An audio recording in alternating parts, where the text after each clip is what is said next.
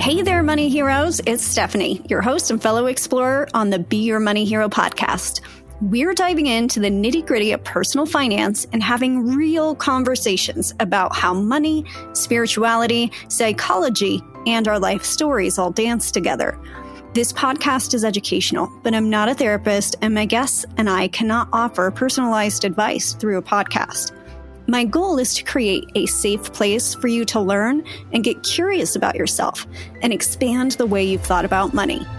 So if you're ready, let's dive in.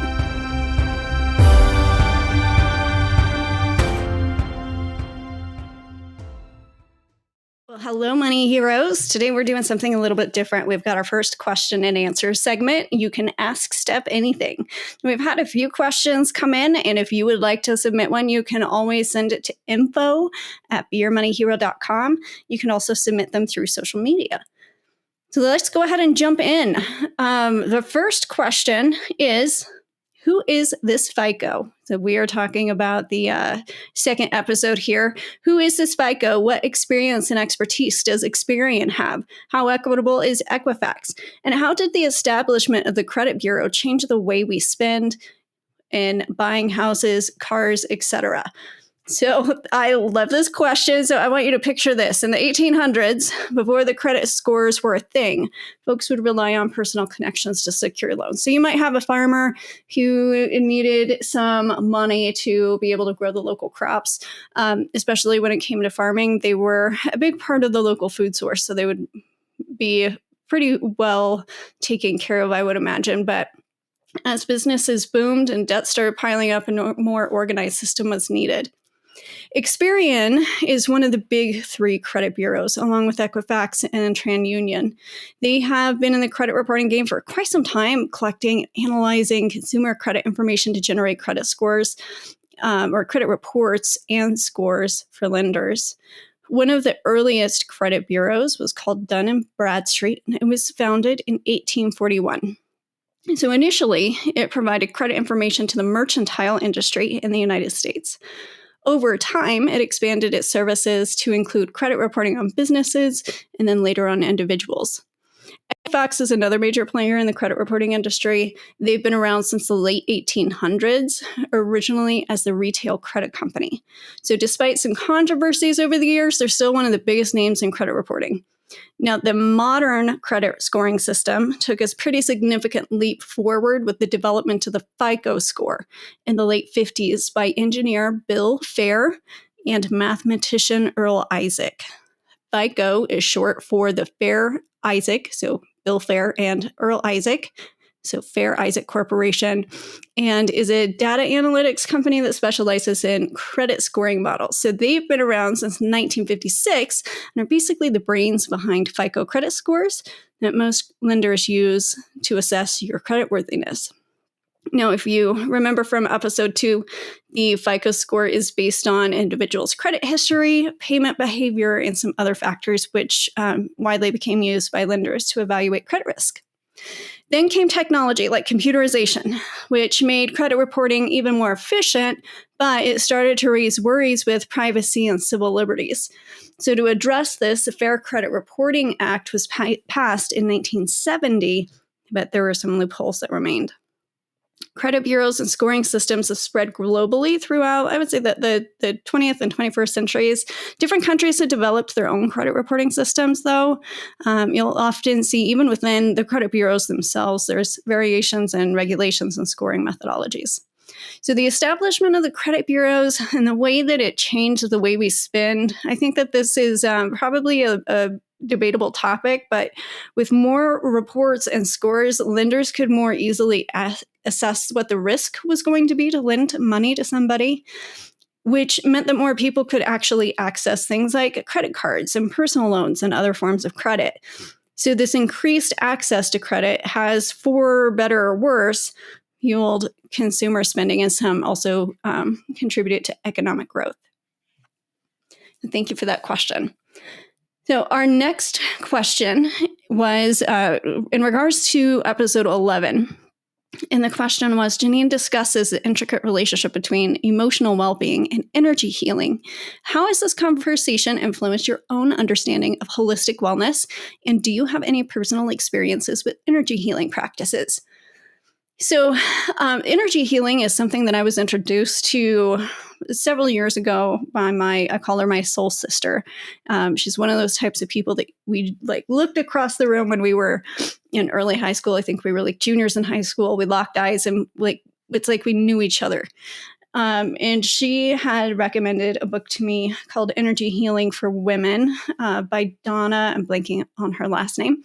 But that's when I started kind of looking into energy healing. Last year, I really started a more deep dive. So I started to experiment with some of these different healing modalities. So I went to someone who did a chakra rebalancing. And the most interesting thing about that, because I'm very skeptical, like I do believe in the spiritual realms. I think that there's a lot that we don't understand and we haven't been able to prove yet. But I'm very curious about it while also being skeptical. So I went to this energy healing thing just to kind of see what it was about. I figured if nothing else, I could relax for a while. She picked up that there was something in my wrist, which I had been having some discomfort in my wrist. It wasn't something that I really thought about. It wasn't even on my mind when I went to go see this lady for a chakra realignment last year. And it wasn't, so she cleared that energy. And it wasn't something that went away immediately, but it dissipated over time, which I thought was interesting. So I can't even tell you the last time I had like discomfort in my wrist. So I figured that was noteworthy. The other experience that I've had with energy healing was actually very recently. I was speaking with someone who has become a friend. My husband's known her for years, and she does a lot of energy work.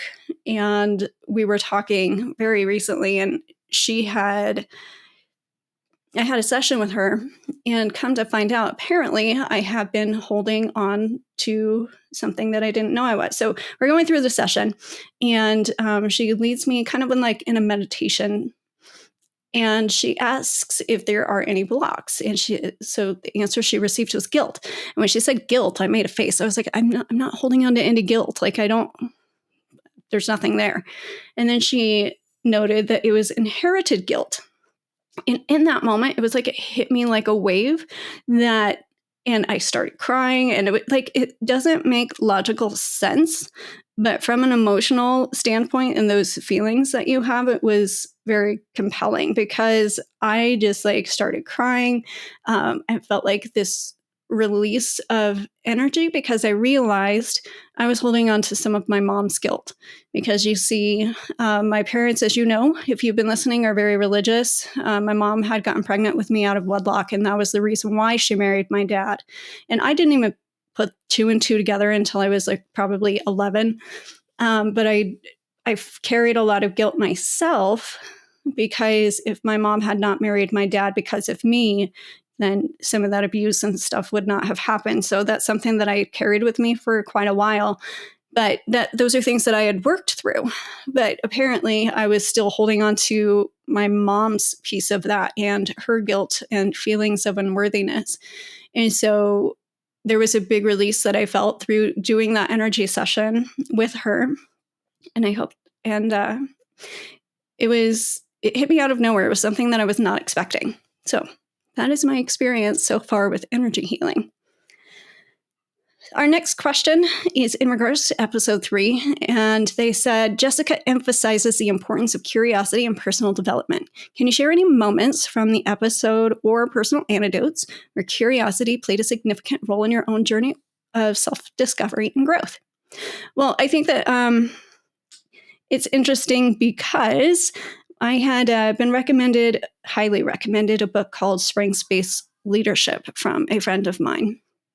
And they have this assessment that you can take to see basically what your strengths are, what you're good at, what your superpowers are. So I took this assessment, and it says that my superpowers are that I like to learn, and I can see the connectedness between things. And when I got those results, I was like, well, that's boring. That's not really a superpower, right? But then I had to take a step back and, well, maybe I take this for granted because it's something that comes very naturally to me. And maybe there is something to this. And so that learning is a very natural piece for me. And I think that it has changed my life in many, many ways. So if you listen to episode 1, I talked about my curiosity and my learning of trying to, really understand what the Bible talked about homosexuality. And that was a huge learning experience that was completely transformative. Or whether it's energy healing, or whether it's trauma, because trauma was the other one, where when I started to study trauma, I was able to see how much of an impact it actually had on my own life and a lot of other people's lives too. And I feel like it's led me down to a place where I can be more accepting and forgiving of people for things that they have done, because at least I understand why. It wasn't okay, but it's something that I can come to terms with and let go. So I think that those are some ways that curiosity has aided in my development. Our next question is in regards to episode 10, and this is the one that had to do with resumes. And they say, Carrie discusses her commitment to giving back to the community through her work with nonprofits. As the host of the podcast, do you have any plans to explore more stories of individuals who use their professional skills for social good, inspired by Carrie's example?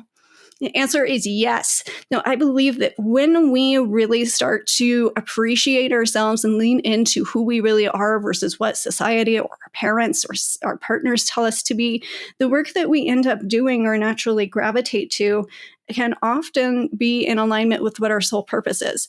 And I love talking to those people and learning from them. There's so much that they can offer. And so we do have some guests coming up in the coming weeks and months that are helping people in the work that they are doing, which I'm really excited to share with you. But that is all the questions that we have for today. If you would like to send me a question, please feel free. You can do that at info@beyourmoneyhero.com or submit those on social media. But that is it for today, and we'll talk to you soon.